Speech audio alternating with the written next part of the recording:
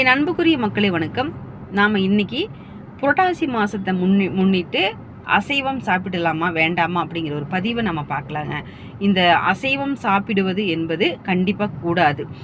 காரணம் என்னன்னு கேட்டிங்கன்னா, இந்த புரட்டாசி மாதத்துல காக்கும் கடவுளான பெருமாளுக்குரிய மாதம்.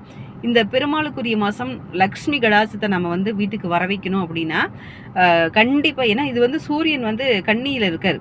அந்த கண்ணியில் இருக்கக்கூடிய நட்சத்திரங்கள்லாம் பார்த்திங்கன்னா சூரியன், சந்திரன், செவ்வாய். அப்போ உடலும் அறிவும் மனமும் தூய்மைப்படுத்தப்பட்டு நம்மளுடைய ஆத்ம ஜோதியானது இறைவனை நாடக்கூடிய ஒரு மாதம். இந்த மாதத்தில் நம்ம கறி சாப்பிட அப்படின்னா கண்டிப்பாக நம்ம இறைவனை நம்ம பார்க்க முடியாது. உங்களுடைய ஆத்ம ஜோதி இறைவனை அடையாது. பொதுவாகவே செவ்வாய், வெள்ளி, சனி போன்ற நாட்களில் மட்டன் சாப்பிடக்கூடாது. அது மட்டும் இல்லைங்க, பௌர்ணமி நாள் பிரதோஷ நாள்லேயும் மட்டன் சாப்பிடக்கூடாதுங்க. நன்றி, வணக்கம்.